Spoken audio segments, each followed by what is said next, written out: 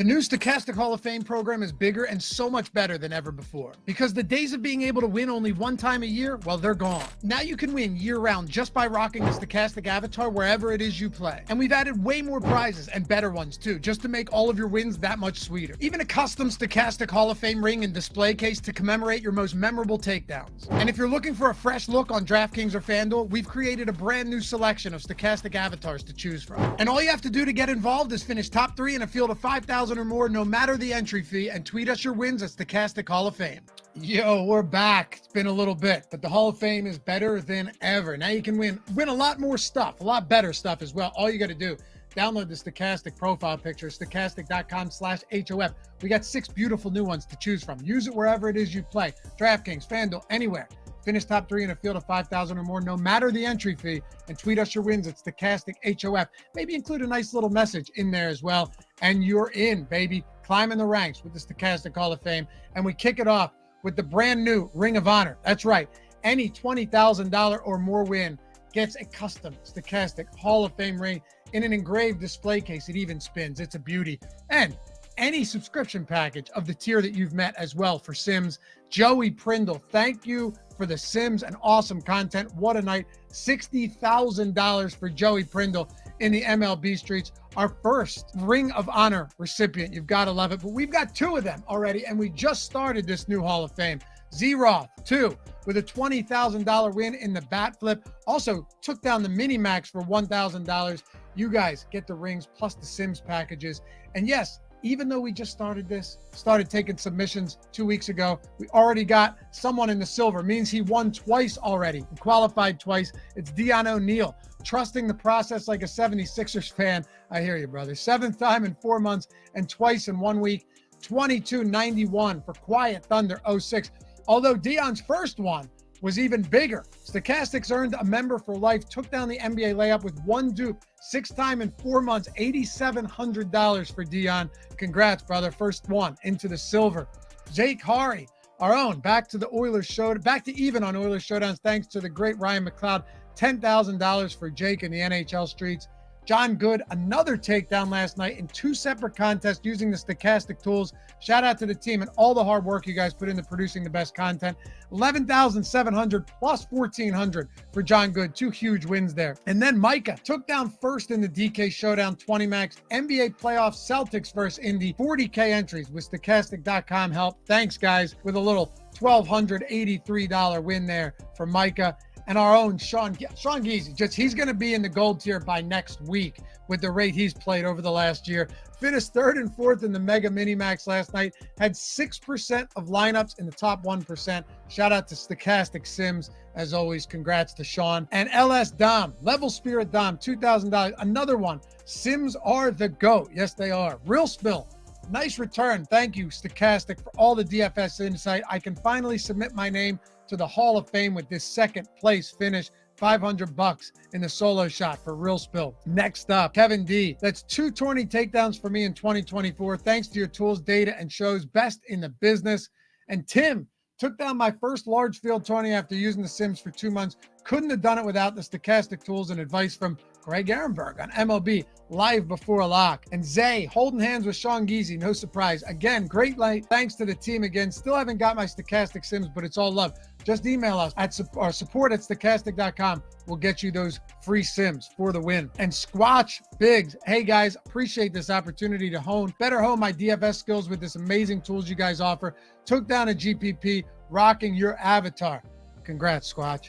And Matthew Banis, $75 in the showdown at Stokastic Hall of Fame. Man of very few words, but still, it qualifies. Remember, just download the avatar at stokastic.com/HOF. Tweet us your wins at Stokastic Hall of Fame when you finish top 3 in a field of 5,000 or more. Climb the ranks, build the tiers, better prizes. The new Stokastic Hall of Fame. Glad you guys are here.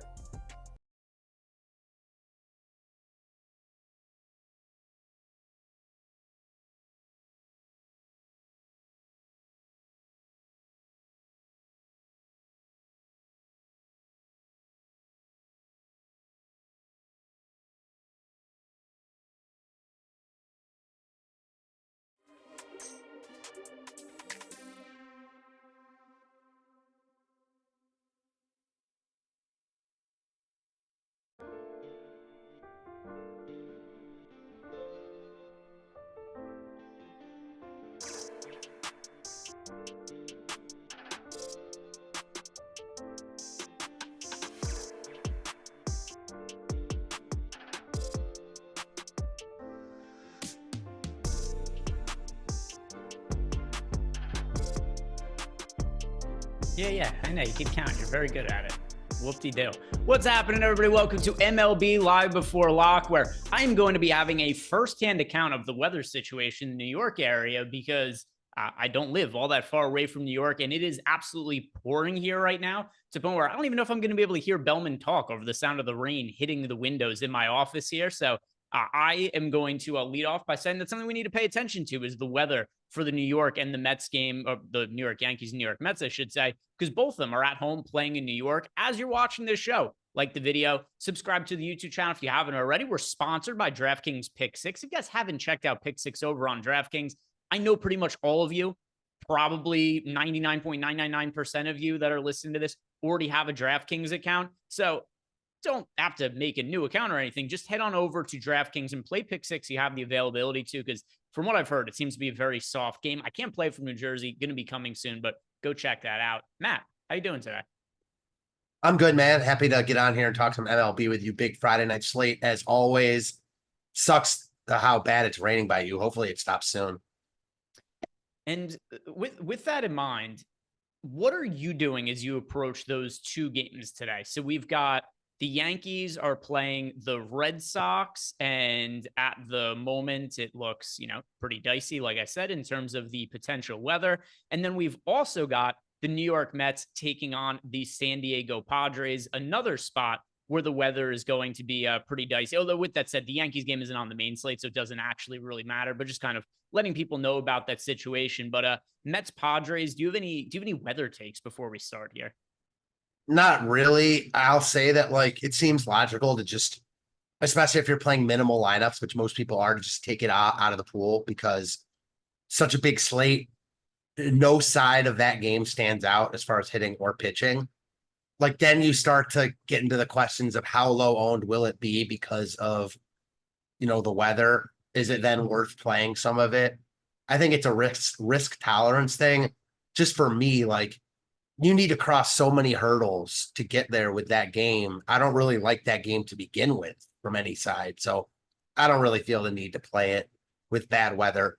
If I were playing 150, I'm not sure I'd take it out of the pool, but I don't think you're crazy to do so. How about you? Yeah, it is a game. I mean, particularly for me, it is hard for me to not be biased looking out my window and just seeing hey, it is raining so hard that I could barely see the house across the street from me. So I just kind of look at it that way. You can't play baseball in this weather. And then on top of it, even if it is a game where they're able to get half of it in, or maybe it's, stop and go and they get a part of it in or something like that, it's not a game that's all that important to me anyway. So what I actually did just now, because it's not a game that's projected for all that much ownership, is I just changed the projections and all the players in the Sims to 0 for all those guys and rerunning everything so they're not going to show up in any lineups. But also, I mean, the hitters are projected for 1 to sub 1% ownership each. So it's not like this is making a massive difference in the contest generator with the individual players I'm zeroing out. I just don't really want to take on the risk for a game I don't like all that much anyway. Yeah, the other side of the coin would be no matter who you play, you're probably not going to win anyways. So you're going to get these guys at crazy low ownership. It's just not how I play. So I'm not going to play much from this. I'm not going to play anything from this game as of right now. Yep, that is the way I'm going to be approaching it as well. And let's start talking about the pitchers here, Matt. And also 12 game slate just in general. What is your just overarching priority for the slate? Is it paying up at pitching? Is it paying up at offense? Where are you going to spend your salary? Because that's going to inform some of the discussions we have about pitchers and stacks. Yeah, I think that's a great question for this slate in particular, because I don't think there's a clear answer to that question. I think there's a ton of different ways to skin the proverbial cat here. You can certainly prioritize upper echelon pitching with Chris Sale, Freddie Peralta, other guys that aren't getting love. And then Hunter Brown also looks really good from the mid-range / cheaper end. So I'm playing 3 lineups tonight. I haven't exactly decided who and what I'm playing yet, but I would imagine I'm playing some combination of Peralta, Sale, and Hunter Brown. I don't really feel the need to get that much different at pitching, even though there's certainly viable arms, which I'm excited to talk about with you. So let's start by talking about these high-end pitchers. And We've got a handful of guys that are priced 9K or above. One of them is Chris Sale, who you just mentioned. Another one is Freddie Peralta. And those are the two chalky options in this price range. We've got Chris Sale all the way at the top pitching against the Tampa Bay Rays. He is 26% owned. We've got Tyreek Skubal on the road against Houston. And Skubal's been terrific this year, but because of the difficult matchup, he's not necessarily going unowned. He's just lesser owned than these other pitchers. So he's 14% owned. Then you got Ranger Suarez, just 2% ownership going to him. Freddie Peralta, 33% owned. Cole Ragans, 5% owned. And then Kyle Bradish. Kind of weird that Kyle Bradish's name is amongst these other ones, but here he is at 11% owned actually against the Philadelphia Phillies. Between these pay-up options, and we just listed off, 6 of them, and all of them but 2 are getting double-digit ownership. Who's your favorite of all the spend-up pitchers? It's definitely Chris Sale for me. I think he's the best pitcher on this slate. He's expensive, but he's also not the highest owned because of that. So I like Freddie Peralta a lot too, but if they were the same price, Sale would be higher owned here. He's just $1,000 more expensive. It's really not hard to make that work here. I do think those two guys really separate themselves, and those are the two guys getting ownership. Makes a lot of sense.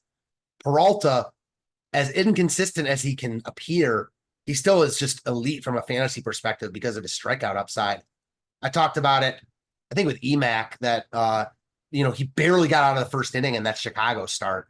He ended up with 20 fantasy points, but he had thrown 45 pitches in the first inning. And if he hadn't gotten the last batter out that he did, he was coming out of the game. Followed that up with an even worse performance against Detroit last time out. Peralta can't get out of his own way. Now, I'm not using him because of that. I like him a lot here at that price tag in this matchup. But I think he's over-owned and Sale is slightly under-owned. So Sale's my guy. How about you? So for myself on the high end, it's Freddie Peralta. And I know he's very popular today, but I think it's for good reason. I have him in almost half my lineups, a little bit underneath that. And it's a little bit spread out for me on the high end because Freddie Peralta is the one I get the most of, but I also have some exposure to Chris Sale, albeit a little bit underweight to the field, and some other guys that are not quite at this price range that I'm getting to as well. But Freddie Peralta for me here, he's really been exceptionally good this year. And he's also got a matchup against the team, the Cincinnati Reds, that has a fairly high strikeout rate. One of them in particular, Elly De La Cruz, who his numbers are almost deceptive because Elly was so good to start the year in the first month, and he just has not been that guy for the last 2 months now. And I think the last I looked at, it was something like a month and a half into the season, he had like a 160 WRC plus. Then in the second month of the season, he had like an 80 WRC plus. And this month, he has like a 30 WRC plus, and he's striking out in something like half of his at-bats. But still, Freddie Peralta, 3.95 ERA, 3.82 expected ERA. Most importantly, from a fantasy standpoint, 32% K rate, which is not abnormal for his career. For his career, he has a 31.2% strikeout rate.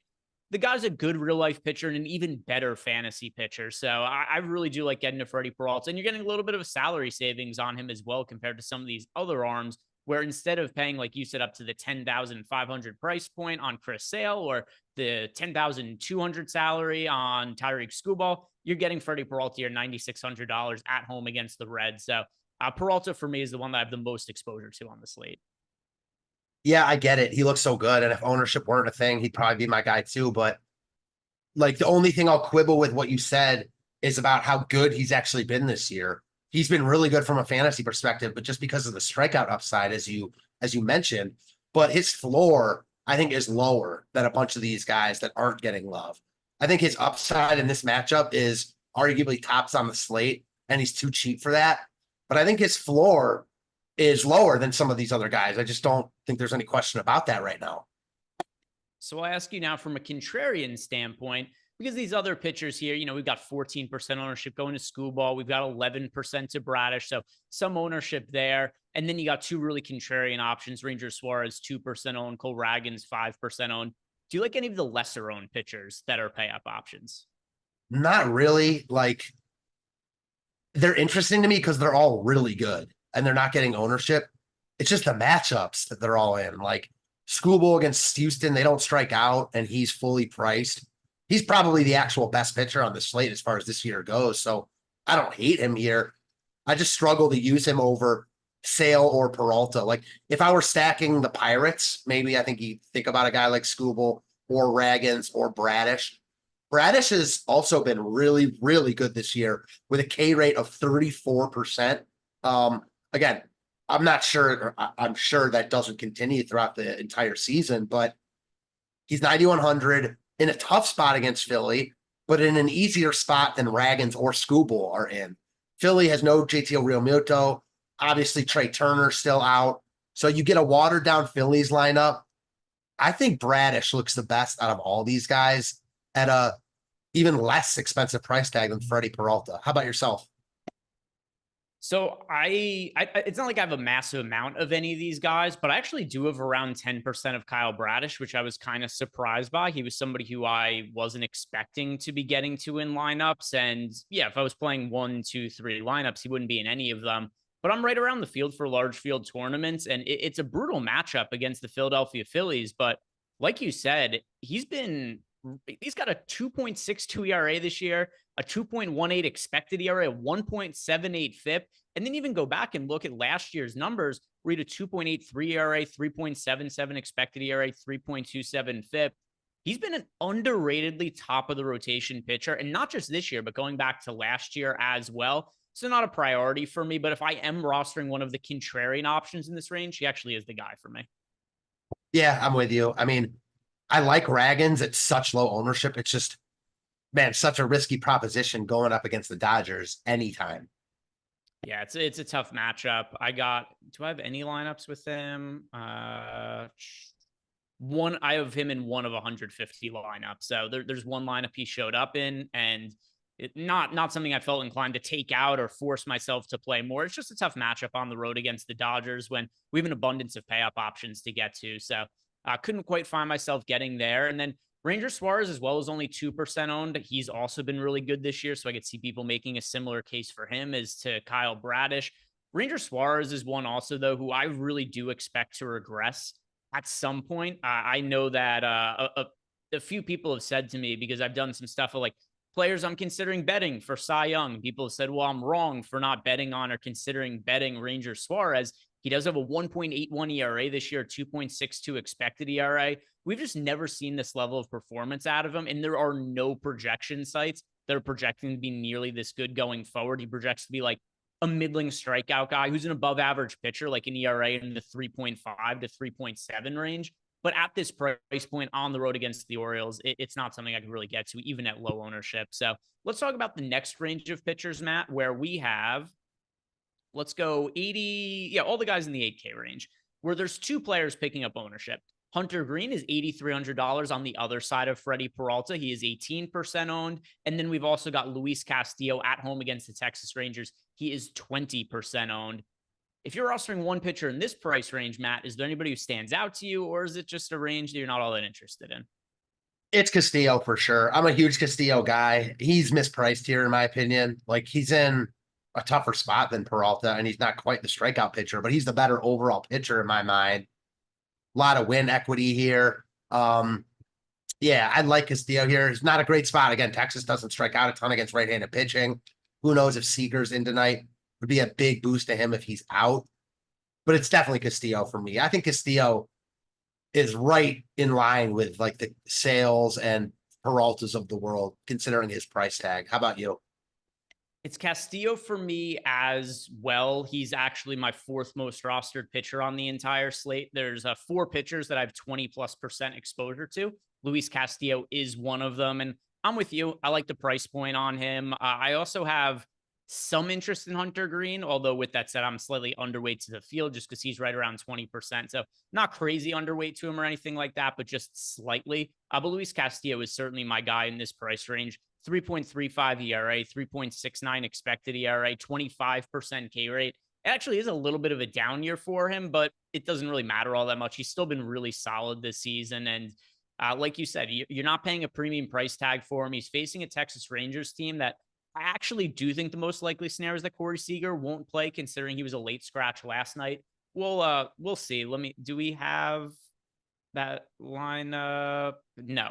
I was curious if maybe it came out in the last 17 minutes since we started, but we don't yet. But my expectation is that Seager won't end up playing that. Yeah, I'm with you. And that just makes me like Castillo that much more. I mean, I never care that much about one hitter, but Corey Seager's pretty damn good at baseball. Shout out to Chris Williams for multiple reasons. First off, Chris Williams is one of the biggest supporters of the YouTube channel, always leaving super chats and gifting out YouTube memberships. And he had a little bit of good karma come his way. Left us a super chat that said yesterday, since there was no NBA, he said he hit the like button to bring everybody some good karma. And then he ended up coming in first with a few other people in the night slate on DraftKings, the $15. So Chris Williams came in first place last night for the night slate on the baseball slate, and then follows up and says that he hopes that will motivate some others. He is headed to the Hall of Fame and only played 2 lineups last night. So that's a sick hit last night, Chris. He also gifted out 50 YouTube memberships. So as always, Chris, thank you very much for supporting the YouTube channel. And for everybody else who want to support the channel, simply like the video, subscribe to the YouTube channel. And then also, if you're playing over on DraftKings, FanDuel, if you're playing DFS, play with the Stokastic avatar. If you do have a good hit like Chris Williams, well, then you could tweet at us at the Stokastic Hall of Fame, and then you get yourself a free membership over to the site. So go check that out. And then also, once again, shout out to Chris, one of the good guys out there. One of the good guys. Anything else you want to talk about the 8K pricing range here, Matt? No, I think that we kind of said it best. I'm surprised at how much ownership Hunter Green's getting. I get it, it's too cheap, but not a good matchup. Gaussman projected to be 8%.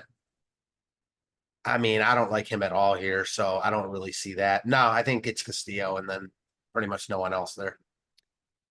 I thought about giving an ROI boost to Kevin Gaussman just because he's a pitcher with such a strong track record of being a really good pitcher. And he started the year, like we've talked about a few times over the course of the year, Matt, where he probably should have started the year on the injured list where he wasn't totally healthy, but he looked by far the best he's looked the entire season in his last outing. Now, here's the caveat. It came against the Oakland A's. But even that aside, it doesn't matter who the opponent is. If you go 9 shutout innings, 10 strikeouts, 1 walk, that's always going to be somewhat eye-catching. His velocity was also up a little bit in that start. So there's been a lot of promising signs at times this year that Kevin Gaussman is back. And then it's kind of been fool's gold to some extent. But there is reason to be optimistic about Kevin Gaussman. I'm not getting to him because of the matchup and some of the other options that we have. He's only in 3 of my top 150 lineups. I do think that if he has another really strong start, I'm probably going to regret it because I'll look back. It's like, oh, Kevin Gaussman's never going to be 8,500 again for the rest of the season. But other options that I'm just kind of preferring to Gaussman for today. If I had to roster one of these guys for low ownership, it would be him, but not really quite getting there.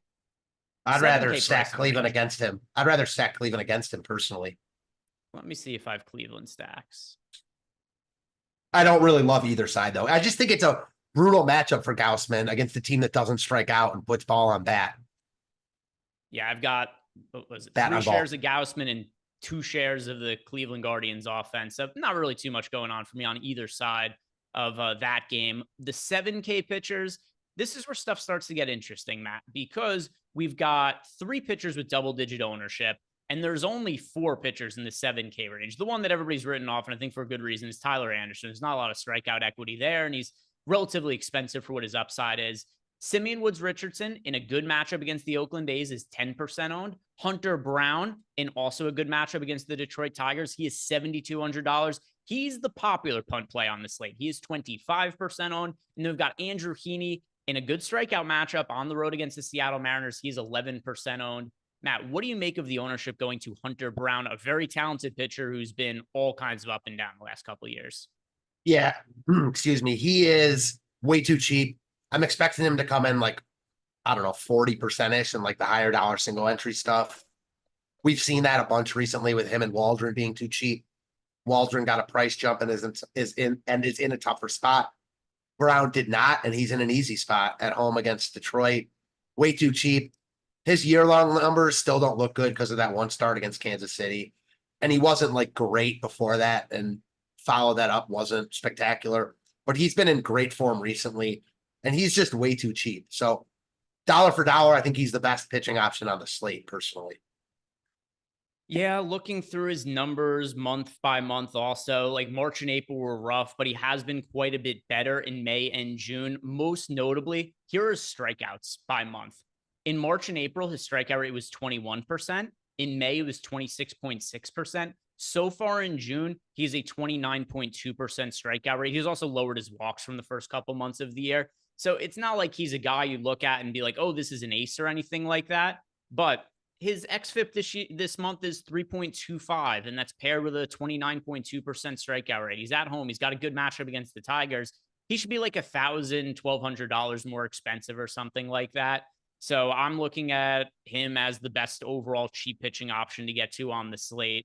I have him as, so I've got my number one most rostered pitcher is Freddie Peralta. 2 is Hunter Brown. 3 is Chris Sale. 4 is Luis Castillo for me. Yeah. I like those same guys. It's difficult for me to want to get, too different at pitching tonight. Any of these other pitchers in this pricing range that stand out to you? Because there actually is one that I like. In this range, like in the 7K range? Yeah. No, not for me. Do you like Andrew Heaney? It's such a good strikeout matchup, and that's really all this guy has done historically. Now, his strikeout rate this year is only 21.7%. For his career, though, it is 25%. We have seen some big strikeout years from him as well. But because of what this matchup is against the Seattle Mariners, also a very pitcher-friendly ballpark, there's an upside there, and he's not all that popular. So he is somebody who, not quite at 20%, but just underneath that mark. And he's somebody I like. I've got some shares of Simeon, Woods, Richardson as well. I think all 3 of these pitchers you make a strong case for. Hunter Brown, like core play for me. Andrew Heaney, he's somebody who I'm overweight to as a contrarian play. Then Woods, Richardson, I'm just kind of aligned with the field on. But I mean, I do like this pricing range. And outside of Brown, the field is just not really getting there. It also gives you a lot of salary savings to be able to spend up at offense. And pitchers particularly Heaney and Hunter Brown, pitchers who I don't hate from a real life or fantasy perspective because of their strikeout upside. Yeah, 100% with you there. We have a super chat here from Sam Lechner.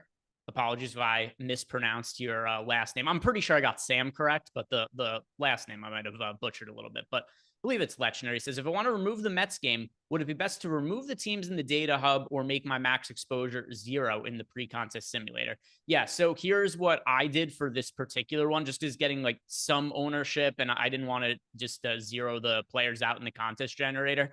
I went into the Mets players individually and the Padres players individually and just changed all their projections to 0 fantasy points, and that'll get you none of them when you rerun everything. So Sam, that's the way I think you should approach this particular situation. Just an easy way to not screw up too much with your contest pool while also making sure none of those players get into lineup. So just changed all their projections to 0. And you could do that right on the pre-contest simulator page where you got all the projections for the players there. Change it to 0, then run the simulation. You won't get any exposure to those guys. Any other punt options that you're liking, Matt? Because none of these other guys are popular. Once you get below 7K, the most rostered pitcher is Sean Manaea, but I'm not playing that game. He's 5% owned. The other pitchers here are all 2% owned or less. Do you think the field is missing out by not taking a chance on any of these punts? Nah, I've played crazier pitchers than Ryan Feltner at 5K against Pittsburgh, but I don't see the need to get there tonight without like crazy expensive stacks that are that desirable. So not for me. We have a question in the Discord channel from Hey, I'm Drew 95, and he wants to know. It's why I waited until we got to this point in the show to answer your question, Hey, I'm Drew, so we could just kind of start talking about some batters and then also hit on the pitchers here. But he wants to know, for cash games, which pitchers should he be getting to, and which of some of the individual stack/offenses should he be focusing on? But first, starting with the DraftKings pitchers that he should be playing in cash games, I'm going to say go to Freddie Peralta and Chris Sale. I think maybe Peralta. I don't know. I think Peralta, Brown, Sale, something like that. 2 of those 3 with Peralta, the definite. And then offense, play as many of the Pittsburgh Pirates as you can. If you need to save some money, you could go to the Minnesota Twins as well for some salary relief. But the teams that the main team you want to be getting to is the Pittsburgh Pirates. They're projected for 16% ownership in large field tournaments on a massive, 12-game slate today. They're going to be incredibly popular in cash games, and for good reason. They're also not all that expensive. Pull up all of the pricing for the Pirates hitters. Yeah, so Pirates hitters, You got Rowdy Tellez is $3,200. Ke'Bryan Hayes is $4,200. You can roster Henry Davis at catcher for $3K. Then if you look at like the core hitters in the lineup, McCutcheon's $4,300. Reynolds is $4,700. Get as many of those Pittsburgh Pirates bats as you can into your lineups and then spend up at pitching. It's not all that hard to do. Yeah, I'm with you. All right, let's look at the FanDuel pitchers now. I'll double check the chat to make sure there weren't any other questions. All right. FanDuel pitchers, anything that looks massively different to you on FanDuel relative to DraftKings? The ownership is much more spread out, which, it's going to happen when it's a single pitcher site. There's only 3 pitchers with double-digit exposure on FanDuel. The most popular is Freddie Peralta, and he's only 18% owned. Considering Peralta is $9,800, whereas Skubal's 10-4, and Chris Sale's all the way up to 11-1 on FanDuel, I think Peralta is pretty clearly the cash game option on FanDuel, and also my priority for tournaments. Yeah, he looks even better on FanDuel because pricing is more consolidated. He's too cheap relatively. Like Castillo is more expensive than him here. Yeah, I like Peralta the best. Anybody you're liking for a contrarian option on FanDuel? So like I said, there's only 3 pitchers that have double-digit ownership. Outside of these 3, is there anybody you would look to differentiate a GPP lineup? Yeah, I think you can look at obviously a bunch of guys. For me, I think my favorite would be, it is tough, but I don't know if I have a favorite, to be quite honest. I think a lot of these guys look kind of similar. Yeah, I don't have a favorite. How about you? Yeah, somebody who I just brought up for DraftKings purposes, but he's $7,700 and 1% owned on FanDuel. If you look at the other pitchers who are priced around him, it's Manaea, who just said don't have interest in. Zach Lytle is $7,900 on the road in Atlanta with the same ownership as Andrew Heaney. Now it's 1% ownership, so it's like, what does it really matter? Except for when you put it in the context of these are the pitchers who are priced around them, their salaries, the matchups, and where they're owned. Like he is such an easier matchup than somebody like Zach Lytle or like Sean Manaea, who also 1% on, even if the game plays, pitching at home against the San Diego Padres. So yeah, if you have an otherwise chalky GPP lineup, Andrew Heaney 1% ownership is going to differentiate it on FanDuel. Yeah, I'm with that. I don't like him as much as you do, but especially with how pricing works on FanDuel, I get it. Really good matchup. All right, let me double check the Discord channel, and we are all set in there with questions answered. So Jordan, let's build some lineups in the lineup generator and see what ends up popping up. If you guys want to sign up for the lineup generator or any of the other baseball packages at Stokastic, which do come with access to our Discord channel, sign up below, link in the description box of the YouTube. That is going to bring you right to our sign up page and allow you to sign up right from there. But let's start with DraftKings, Jordan. Go all stack types. And let's go balanced lineups for today. Big slate, so we can go balanced. See what ends up popping up here. I'm going to guess it's just a shit ton of the Pittsburgh Pirates in Coors Field, Matt. And I would have that same guess. Yep. Our most rostered hitters: O'Neal Cruz, Ke'Bryan Hayes, Rowdy Tellez, Andrew McCutcheon, Brian Reynolds, Yasmani Grandal, Jake Sawinski. So look at that. 1, 2, 3, 4, 5, 6. Our top 7 most rostered hitters are all from the Pittsburgh Pirates today. It's a team that's going to be difficult to avoid. I love getting to Pittsburgh today in large field tournaments. Do you have any issue with the Pittsburgh Pirates, at least as large field GPPs are concerned, Matt? No, they look so good comparative to the field. I mean, I'm struggling to get away from them even in smaller field stuff, but I'm sure I will. We'll talk about that in a minute. But yeah, they look like by far the top offense on the board. Click on the stacked exposures, Jordan. Like clearly it's all a lot of Pittsburgh Pirates. Yeah, I mean, 90% of our lineups, it's Pittsburgh Pirates. And then you look at some of the other stacks, a little bit of the Twins, a little bit of the Diamondbacks. For single entry and smaller field tournaments, Matt, which direction are you looking to go with your stack? Man, I want to just play Pittsburgh and just, pray and hope that they're not crazy high owned, but they will be. And then it just comes to like, it's so hard to win, even if you play them. You have to have the exact right combination of guys if they go off. So much easier to win fading them and playing someone else. Now, that said, maybe they're not double the ownership here as we often like to assume in those type of fields, but maybe they are. How do you see them in tournaments like that? Yeah, it is difficult because I'm on the same page as you in terms, by the way, Padres Mets game will officially be delayed due to rain. And so I think that game, not that it's a guaranteed to be canceled, it's just way riskier than what I want to take on for a 12 game slate where I don't have that much interest in it anyway.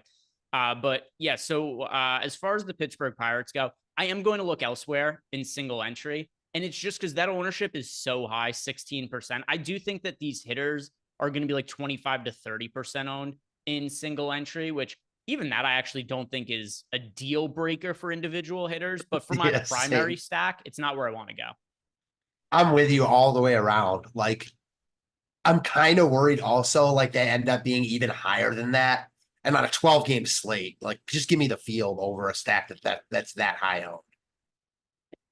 So with that said, who are you also considering for single entry? If it's not going to be the Pittsburgh Pirates, who is it going to be? So aside from them, I think every other team comes in, they don't come in that way, but they're projecting for basically flat ownership. Two teams stand out to me right now. The Giants, not a great ballpark, but wind blowing out pretty significantly there in a great matchup against Tyler Anderson. And the Braves. I know they've let down a ton of people recently and they're expensive, but they're not going to be highly owned. And this is an offense with a ton of upside. So the Giants and the Braves right now for me are two teams I'm looking hard at. I could be persuaded though. How about you? So in large field tournaments, the team I have the second most exposure to, Pirates number one. The second one is the Colorado Rockies. I can't believe how often I end up getting this stupid team in single entry fields this year, but it's also been profitable for me the times I've rostered the Rockies. We have the second highest top stack odds. We only have them with 5% ownership. So we do have them as the most positively leveraged team on the entire slate. And then also when I run everything through the Sims, while I do get just far and away the Pirates is the team I have the most of, the Rockies do show up the second most. So that's where I'm going to be going in single entry. Give me the Colorado Rockies for like the 25th time this year for some reason. Does it change for you that their ownership just got updated another 7% and 7% owned? Not really, because they're still under-owned. It's going to, when I run everything through the Sims, maybe that'll mean in large field tournaments, I get a little bit less of them. But I mean, the teams that I'm considering towards by the way, it's something else that's relevant. Their top stack odds also went up in our latest update. So it's not just the ownership that went up a little bit. Oh, yeah. I couldn't remember if they were 9 or 10% before, so I didn't notice that. Yeah, they were 8.5% before with the second highest. So the ownership went up, but also the odds of them being a top scoring team also went up comparably. So it's probably related to a move in what the betting odds are for the game. So it doesn't ultimately make that big of a difference just because the two things changed in coordination with each other. It's going to be the Rockies for me in single entry. I got no arguments with that. They look very, very good here. No doubt about it. Let's go back to the player exposures. I want to see what pitchers we got to behind Freddie Peralta. So let's see. Peralta, number 1, Chris Sale, 2, Hunter Brown, 3. No real surprises there. This isn't looking all that different from my lineups either. Those are the 3 pitchers I have the most exposure to. The Pirates I have the most of. It's a little bit more exaggerated here in the limited amount of lineups. Like I don't have 90% of the Pirates. They do make up about a third of my lineups in large field tournaments though. And I do have a little bit more of Hunter Brown than we have in the lineup generator, a little bit less of Chris Sale, but this is fairly representative of what I'm looking at when I'm building my lineups. Let's build some FanDuel lineups now, and then we'll go and we'll look at some of the rest of the stacks on the slate while also answering some questions that we get if anything comes through. Sweet. Let's see, were there any questions? Yes. We had one from Einsteinium. He wants to know, how do we feel about the Rangers today? For starters, I would like to see if they do or don't have Corey Seager in the lineup. But other than, even if Corey Seager is in, let's see. I don't have any Seattle stacks.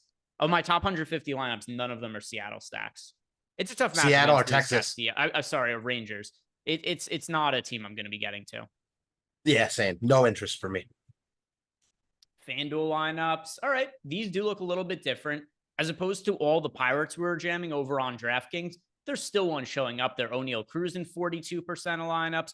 Brian Reynolds is in 30% of lineups. But the team we're actually getting the most of in our FanDuel lineups, it is the Arizona Diamondbacks. Corbin Carroll, Christian Walker, Jock Peterson, Ketel Marte. So if we look at the stack exposures, Arizona making up about half of our lineups, and then a third of those lineups, Pittsburgh, Atlanta, Minnesota. The Rockies also in close to 20% of our lineups over here on FanDuel. So same thought exercise on FanDuel we did for DraftKings, Matt. If you were building one lineup for single entry, who would be the team you would stack on FanDuel?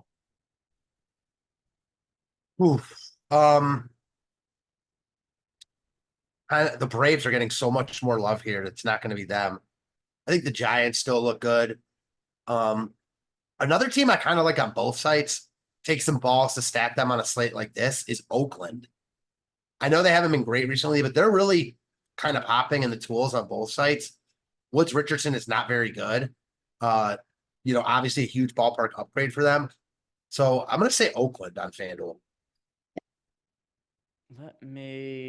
Some people in the playback chat are saying they can't hear me. Let me try messing around with mic settings. Can you hear me fine through Zoom and like YouTube? I can, yeah. Okay. Let me fuck around with my settings for playback. All right. Dan says much better now. I hadn't even changed anything yet. So there we go. All right. It's all good now. Changed nothing, but maybe it was just something earlier. It was an issue, but whatever. All right. So for me, for FanDuel purposes, a team that we have a pretty good chunk of here that also is positive leverage in the top stacks tool, the Minnesota Twins. Mitch Spence, just not somebody who I rate very highly as a pitcher, nor should anybody else. There were times that I think we considered playing Mitch Spence, Matt, but if I remember correctly, he was like 4K in those spots. His results this year have been okay. Keep in mind, though, of his 16 appearances, the majority of them were out of the bullpen. In the minor leagues last year with the Yankees, 4.47 ERA, 5.21 FIP, and that was for Mitch Spence in AAA. So I like picking on him a little bit with the Minnesota Twins. It's a team that I think warrants being overweight to over on FanDuel. The lineup generator sees it that way. And then also our top stacks tool. So Minnesota Twins would be the one I would look at. I totally get it. All right, let's go to the player exposures, Jordan. I want to see what our pitchers are looking like over on FanDuel. So pitchers, Freddie Peralta 1, not a shock. What else? Chris Sale 2, but we must be really spread out because Chris Sale is 12% owned as our second most rostered pitcher. Yeah, Simeon Woods Richardson, Hunter Brown, Kevin Gausman, Andrew Heaney, Kyle Bradish. I like that. 7% Andrew Heaney lineups we built when he's only projected for 1% ownership. He was my contrarian option I liked over on FanDuel. But yeah, you'll see here, pretty spread out. The go-to guy in the lineup generator is very clearly Freddie Peralta. And then some mix and match of some other pitching options. Andrew Heaney being the most contrarian of the bunch. Anything else you're noticing about these FanDuel lineups, Matt? No, not really. I think you said it best. All right. So let's talk about the rest of the stacks on the slate, Matt. And most notably, we talked about single entry and what we're going to be doing with the Pittsburgh Pirates there. I'm going to be looking to go elsewhere. I talked about in large field tournaments. That is the team I have the most exposure to. Do you think in large field GPPs, the Pirates warrant the kind of ownership they're picking up? Oh, yeah, definitely. I mean, now when you get a slate this size, you could argue that no team, especially a team as bad as Pittsburgh, deserves to be this much higher owned than the field, but there aren't great hitting spots today. Or there aren't that many of them, I should say. So yeah, it makes a lot of sense to me. I see absolutely nothing wrong with it. Yeah, it's going to be different for single entry just because the ownership is going to be more magnified, but I don't have even at 16% ownership, I don't have a big issue with large fields, GPPs. We got a super chat here from Jake Linlin. He says, I know it's cores. Feltner's underlying numbers are solid. Should he fade Pittsburgh on FanDuel? And who are our overall favorite stacks for FanDuel? I can't advocate for fading the Pittsburgh Pirates on FanDuel. Yeah, I mean, I don't know how many. That's a difficult question to answer. To fade them in one lineup, sure, you can fade anyone in one lineup. Fade them in 150, no. As far as my overall favorite stacks on FanDuel, it's not too dissimilar from the lineups we got to in the lineup generator. It is the Pirates, the Rockies, the Minnesota Twins, if you're looking to be contrarian. Yeah, I'd say those are my three favorite. Pirates, Rockies, Twins. Anything else you would add to like a top 3, Matt? On FanDuel or overall? Yeah, FanDuel. I'm gonna say Pirates, Rockies, A's. I'll go instead of Twins. I also like the Giants there too. Okay. And if we go back to just looking at the stacks overall, we mentioned the Pittsburgh Pirates, the ownership that's going there. Are there any other teams that you're looking at the ownership on and maybe it's a concern for you in large field tournaments? No, not at all. How about you? There's no other team that's projected for double-digit ownership. The one team that is kind of eye-popping to me in terms of what the field is doing, the White on a 12-game slate, the White Sox are the 3rd most popular team. Like, I understand they have some value pieces that stand out. So I have exposure to them as a secondary stack. Overall, I have 5% exposure to the White Sox. So I get to some of these guys. It's just not quite as much as what the field is getting to. I'd rather roster them as one-offs to save some salary here or there, but I can't believe that we've somehow arrived on a slate where the White Sox are the 3rd most popular team when there's 12 games. They've been popular also. I totally buy it because they've been popular recently. I've played a little bit of them. A slate like last night, they came in decently owned. They're in a really good spot here. They will be owned. It's easy to fit them and expensive pitching. Yeah, looking at some of these individual guys, like I've got 8% of Luis Robert. I have 9% of Andrew Benintendi. I have 6% of Gavin Sheets. It's like some of these guys make their way into my lineup, just not quite as much as what the field is doing. But it's something that just at first glance, like, how the hell did the White Sox get to be this popular on a slate of this size? So that's the one thing. As far as full man stacks, that's the one team I'm kind of like, I could kind of understand why against Ryan Nelson, but that's a little bit rich in terms of the ownership from me making full stacks. Them I have about half of what the field does of the Chicago White Sox. Contrarian stacks. Are there any teams that are really low owned that are standing out to either because you think they should be higher owned or just because of the leverage that you would be getting on them? I mean, I think you can use a lot of teams to fill that. Like the Diamondbacks and White Sox are the teams getting love outside of Pittsburgh. But like Colorado's low owned, Oakland's low owned. I think the Giants are too low owned. Atlanta's low owned. So it's almost like pick of the litter here. I'll say my favorites are Atlanta, San Fran, and Oakland.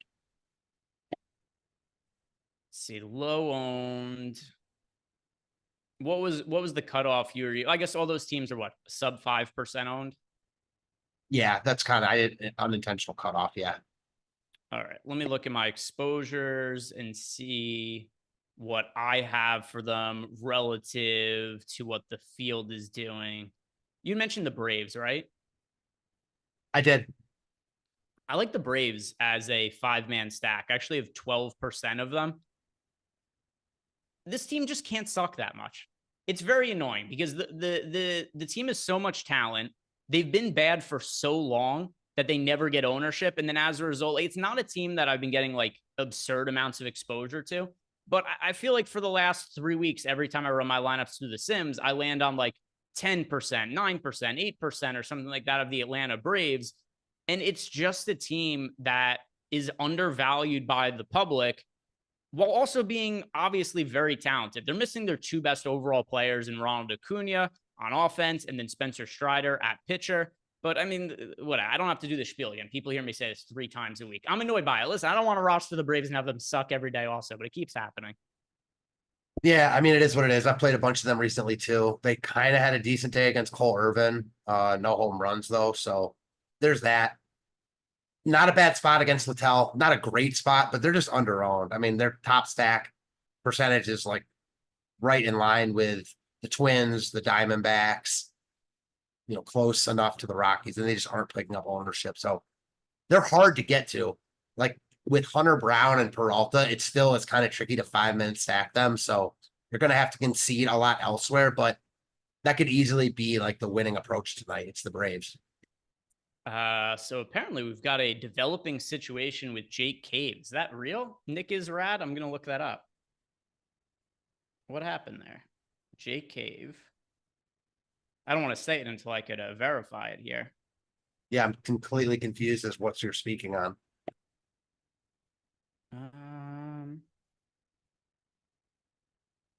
Yeah, it looks like J Cave got hit in the head with a line drive during batting practice.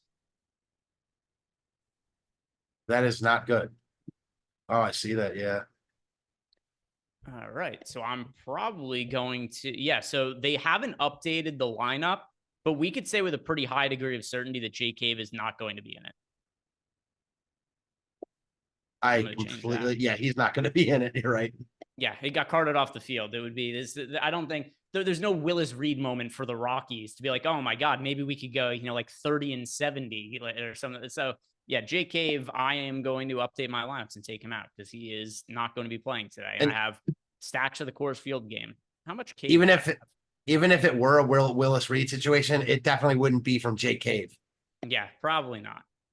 Cave. I have him in 6% of lineup, so that'll make a little bit of a difference here, changing some of that around there. But yeah, carted off the field. That's a shout out to who it was. Who was it that mentioned that? Nick is rad. Yeah, Nick is rad was the first one to have it. Thank you for that update because I wouldn't have caught that otherwise. I didn't see anybody else bring that up. So Nick is rad, savior of the show today. Appreciate you. Everybody, like the video and subscribe to the YouTube channel for Nick is rad. He's the man today. Anything else as far as stacks that are standing out to you? I don't think so. I mean, Toronto against Logan Allen looks pretty good. They're getting ownership though, so yeah. I mean, there's a bunch of different stacks that just look like okay to good, nothing special. How about you? A little bit of interest in the Tampa Bay Rays for myself, but it's really like contrarian team. I'm overweight to the Braves. What happens very often on slates of this size is just my ownership will be so many teams I have like 3, 4, 5% of. So just in the interest of making it around the teams I'm actually like getting significant amount of exposure to, it's not even crazy. Like I have a little bit more than 10% of the Braves, but then nearly half my lineups are made up of either Pittsburgh or Colorado stacks. So big Coors Field day for me tonight. And let's see if we have any other questions. No, we are caught up there. Were there any more super chats? That is a no. So let's do our home run picks for the day then, Matt, and then we will sign off for the night. And by the way, tonight, NBA Live Before Lock could be the final NBA game of the not the regular season, of the entire season. And then Josh and I'll be doing the playback show as well to watch along. Matt, who are you picking a homer tonight? No Coors Field. No Coors Field. That's cheating. And chat, you guys know the deal. Throw your home run picks into chat. I'm going to go with a guy that has that kind of a slow start to the season, but profile's great in this spot and is starting to get going. Give me Jorge Soler in the 6th hole against Tyler Anderson. San Fran is really popping considering the ballpark they're in. I mean, Tyler Anderson's not great, but he's not like the biggest gas can. And they're 6th overall in the top stack tools. Big winds blowing out there. I know the park minimizes like the wind, but I like Jorge Soler a lot here. How about you? Boy, home run pick. You know what? Give me Matt Olson. I'm going to go with Matt Olson for my home run pick. It's either going to be Matt Olson or it was going to be Sean Murphy, who's actually my most rostered catcher right now. But yeah, give me Matt Olson to hit a home run today. I've got Matt Olson in 11% of my lineups, only projected for 3% ownership. That's the dong of the day from chat. Let's see what chat has for us before we head into the weekend. It is Sports Guy 24's got Vladimir Guerrero Jr. Sean V going with Christian Walker today. Charles Kelly has got Ozzy Albies and Jared Kelenic for today. Michael Roundtree going with Paul DeYoung. Einstein's got Adolis Garcia. We've got Alex Serra going with Luis Robert. Andy Melman is going with Tovar. And then Jeremy Savage going with Christian Walker again.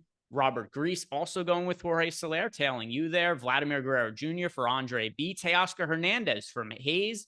We've got Malukar going back to the old reliable Teoscar Hernandez. Max Video 35 has got Logan O'Hop. Chad Rock, Ketel Marte, and Matt Olson. Junior Whopper's got Helio Ramos. Riley Shaffrey's got Brian Reynolds and Byron Buxton. Sotex is going with Corbin Carroll. Most importantly, Jordan Klein. Who's your home run pick today? Got to be Ohtani. Who'd you go with? All right, Shohei Ohtani. Jordan's going a little bit different for today. And that is how we're going to close out the show. Guys, thank you very much for watching. If you've not done yet, like the video, subscribe to the YouTube channel. Go check out DraftKings Pick 6 if it's available in your state and you haven't already. Have a great night, guys. Hopefully, I'll see you on the basketball show in an hour and a half. If not, have a great weekend.